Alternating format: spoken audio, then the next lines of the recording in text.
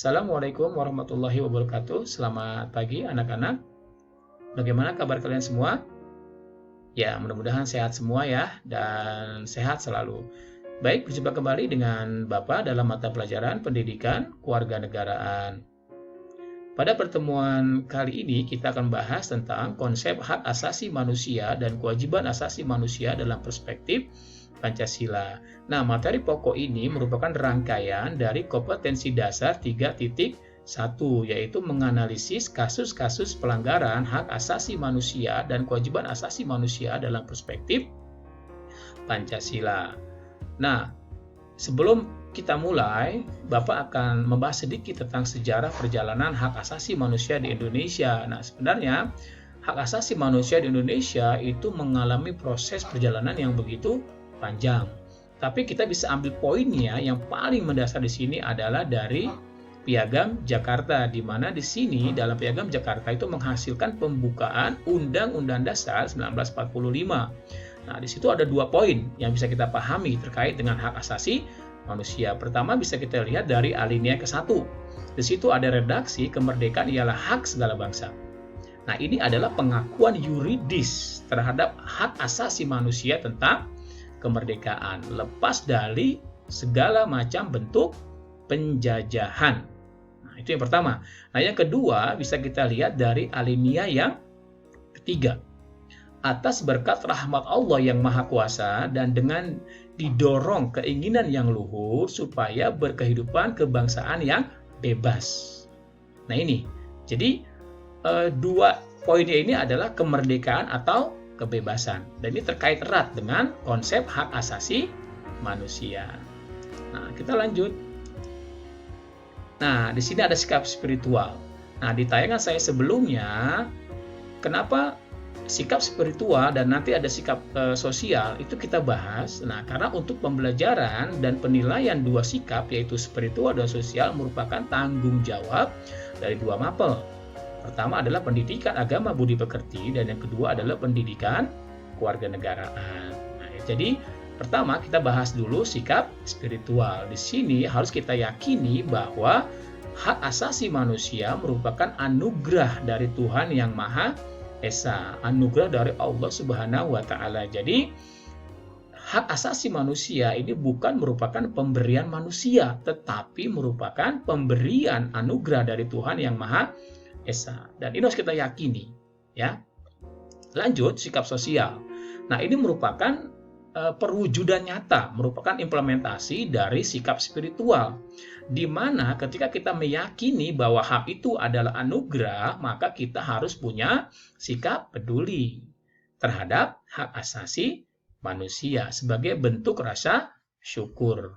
Ya, jadi kepedulian terhadap hak asasi manusia merupakan tanggung jawab kita sebagai individu, sebagai anggota masyarakat, kemudian sebagai warga negara. Nah, ini adalah kompetensi dasar 3.1, yaitu menganalisis kasus-kasus pelanggaran hak asasi manusia. Ikut di dalamnya ada kewajiban asasi manusia dalam perspektif Pancasila untuk mewujudkan harmoni hak dan kewajiban asasi manusia dalam kehidupan berbangsa dan bernegara. Jadi materi pokok kita ini rangkaian dari KD yang 3.1 ini, ya. Kemudian kompetensi keterampilannya yaitu menyaji hasil analisis kasus-kasus pelanggaran hak asasi manusia dalam perspektif Pancasila untuk mewujudkan harmoni hak dan kewajiban asasi manusia dalam kehidupan berbangsa dan bernegara. Jadi ini adalah sistematika pertemuan kita yang pertama yang akan membahas materi pokoknya yaitu tentang konsep hak asasi manusia dan kewajiban asasi manusia dalam perspektif Pancasila. Nah, sekarang tujuan pembelajaran. Jadi, materi pokok kita yang pertama ini bertujuan supaya kalian ini dapat menganalisis hak dan kewajiban asasi manusia dalam perspektif Pancasila yang selanjutnya diharapkan terampil dalam menyaji hasil analisis hak dan kewajiban asasi manusia dalam perspektif Pancasila dengan jujur, teliti, dan tanggung jawab. Nah, tujuan pembelajaran kita ini melalui model discovery learning. Apa itu discovery learning? Yaitu proses pemahaman proses mendalami suatu permasalahan, suatu teori yang kemudian nanti akan diambil suatu kesimpulan, ya.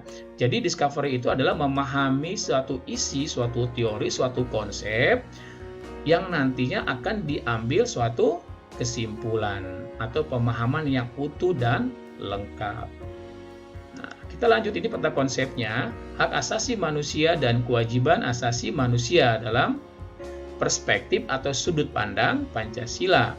Nah, ini ada 3 nilai yang menjadi perspektif atau acuan bagi hak asasi manusia dan kewajiban asasi manusia di Indonesia. Yang pertama ada nilai dasar, ada nilai instrumental, dan ada nilai praksis. Kita mulai dengan nilai dasar.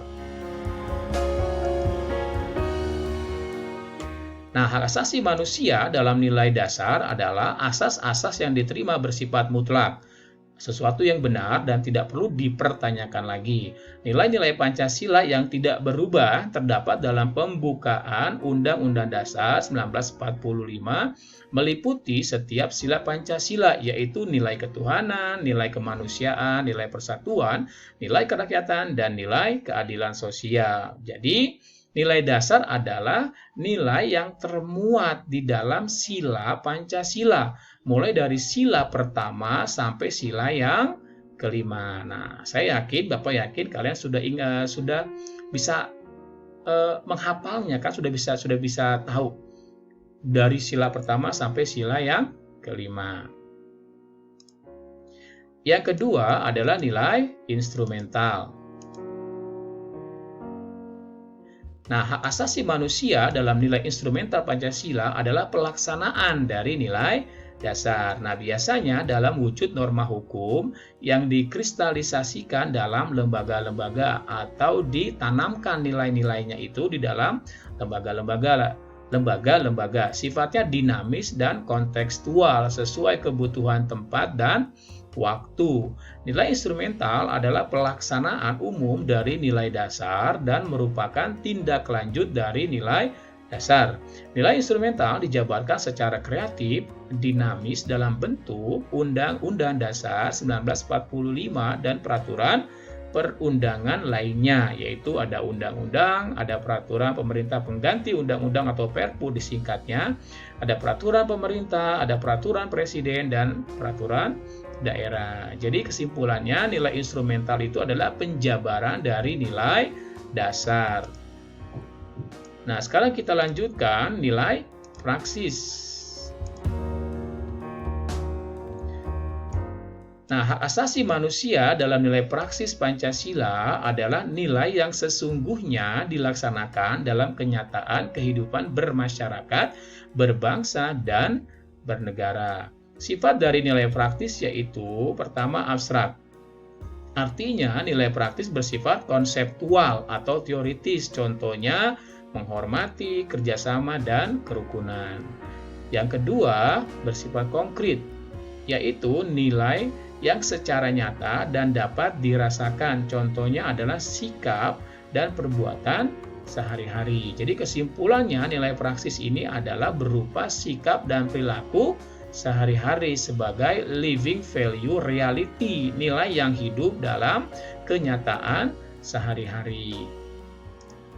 Nah, 3 nilai ini akan menjadi acuan, akan menjadi sudut pandang di dalam pelaksanaan atau memahami konsep hak asasi manusia dan kewajiban asasi manusia di Indonesia, ya. Jadi konsep HAM dan konsep kewajiban asasi manusia ini mengacu kepada 3 nilai yang terdapat di dalam Pancasila. Ada nilai dasar, ada nilai instrumental, dan ada nilai praksis, ya. Nah, yang perlu kalian pahami lebih lanjut lagi bahwa kalau kita bicara pelaksanaannya, maka antara hak dan kewajiban di Indonesia ini tidak bisa dilepaskan. Artinya apa? Dalam hal pemenuhan, penghormatan, dan penegakan hak asasi manusia tidak bisa dilepaskan dari pemenuhan kewajiban asasi manusia. Jadi antara hak dan kewajiban itu tidak bisa pisahkan. Bahkan pemenuhan HAM itu harus terlebih dahulu kita memahami tentang pemenuhan kewajiban asasi manusia. Ya, baik. Demikian pembahasan singkat dari Bapak terkait dengan konsep hak asasi manusia dan kewajiban asasi manusia dalam perspektif Pancasila. Nah, mudah-mudahan dapat kalian pahami. Nah, setelah itu silakan kamu pelajari lebih lanjut lagi dengan menggunakan sumber-sumber yang lainnya. Cukup sekian dari Bapak. Terima kasih, kurang lebihnya Bapak mohon maaf. Wassalamualaikum warahmatullahi wabarakatuh. Selamat pagi anak-anak semuanya ya.